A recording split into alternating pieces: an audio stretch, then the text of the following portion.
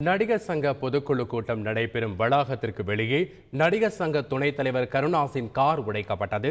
இதனிடையே இரு தரப்பினரிடையே அடிதடி நடைபெற்றது. இதுகுறித்து கூடுதல் தகவல்களை வழங்குகிறார் செய்தியாளர் ராஜா. ராஜா, சொல்லுங்க, தற்போது நடிகர் சங்க பொதுக்குழு நடைபெற்று வரக்கூடிய வளாகத்திற்கு வெளியே நடந்த அடிதடிக்கான காரணம் என்ன? அதை பற்றி விரிவாக சொல்லுங்க. தென்னிந்திய நடிகர் சங்கத்தினுடைய ஆண்டு பொதுக்குழு கூட்டம் அவர்களது பழைய கட்டிடம் அமைந்திருந்த இடத்தில் டி நகர் அபிவுல்லா சாலையில் 2 மணி அளவில் இருந்து தற்பொழுது நடைபெற்று வருகிறது.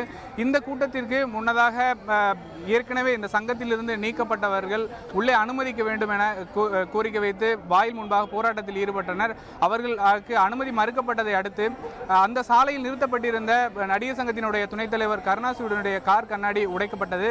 அதனைத் தொடர்ந்து அந்த நபர்கள், அதாவது தாக்குதல் நடத்திய நபர்கள் மீது தற்பொழுது நடிகர் சங்கத்தினுடைய நிர்வாகிகளுடைய ஆதரவாளர்கள், கருணாஸினுடைய ஆதரவாளர்கள் தாக்குதல் நடத்தினர். அதனைத் தொடர்ந்து இந்த இடம் முழுவதிலும் பெரும் பரபரப்பு ஏற்பட்டது. 2 தரப்பு நிர்வாகிகளும், அதாவது இங்கிருந்து நீக்கப்பட்ட நிர்வாகிகளுக்கும் தற்போதுள்ள நிர்வாகிகளுடைய ஆதரவாளர்களுக்கும் இடையே பிரச்சனை ஏற்பட்டதை தொடர்ந்து இந்த இடம் முழுவதிலும் பலத்த பரபரப்பு ஏற்பட்டது. தொடர்ச்சியாக காவல்துறையினர் இந்த இடத்திற்கு வரவழைக்கப்பட்டு அந்த கண்ணாடி உடைத்த நபரை கைது செய்திருந்தனர். தொடர்ந்து வெளியில் தற்பொழுது நிர்வாகிகளுடைய ஆதரவாளர்கள், அதாவது பொதுக்குழுவிற்கு உறுப்பினர்கள் அழைப்பிதழ் அனுப்பப்பட்டிருந்த உறுப்பினர் அனைவரும் உள்ளே சென்று விட்டனர். அவர்களுடன் வந்தவர்கள் வெளியே நின்று பிரச்சனையில் ஈடுபட்டதால் சிறிய அளவில் தடியடி நடத்தி இந்த இடத்தை சீர் செய்திருக்கிறார்கள்.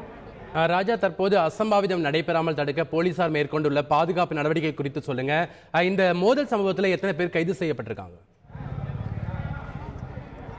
பொதுக்குழு சரியாக 2 மணி அளவில் துவங்கியது. அப்பொழுது பிரச்சனை ஏற்படவில்லை. இருப்பினும் அதன் பிறகு அந்த நீக்கப்பட்ட உறுப்பினர்கள் உள்ளே அனுமதிக்க வேண்டும் என்று கோரிக்கை வைத்த பிறகுதான் இந்த பிரச்சனையானது ஏற்பட்டது.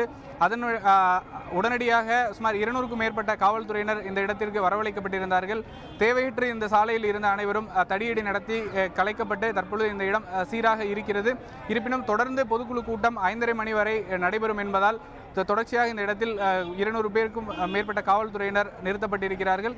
இந்த இடத்தை சுற்றிலும் ஆதரவாளர்கள் இருக்கின்றனர். எனவே 5:30 மணி வரை கூடுதல் பாதுகாப்பு இந்த இடத்திற்கு வழங்கப்பட்டிருக்கிறது. முன்னதாக பிரச்சனையில் ஈடுபட்டவர்களை 3 முறை காவல்துறையினர் கைது செய்தனர். முதலில் அந்த கார் கண்ணாடி உடைத்தவர்கள் கைது செய்யப்பட்டனர். பின்பு பொதுக்குழு நடைபெற்றிருக்கக்கூடிய வளாகத்திற்கு உள்ளே சென்று அனுமதிக்க வேண்டும் என பிரச்சனையில் ஈடுபட்டவர்களையும் கைது செய்தனர். மீண்டும் ஒரு முறை காவல்துறையினர் கைது செய்தனர். தொடர்ந்து இந்த இடத்தில் முன்னாள் உறுப்பினர்களுக்கும் தற்போதைய உறுப்பினர்களுக்கும் இடையே மோதல் போக்கு நீடித்து வந்ததால் தொடர்ந்து இந்த இடத்தில் பாதுகாப்பு வழங்கப்பட்டு வருகிறது.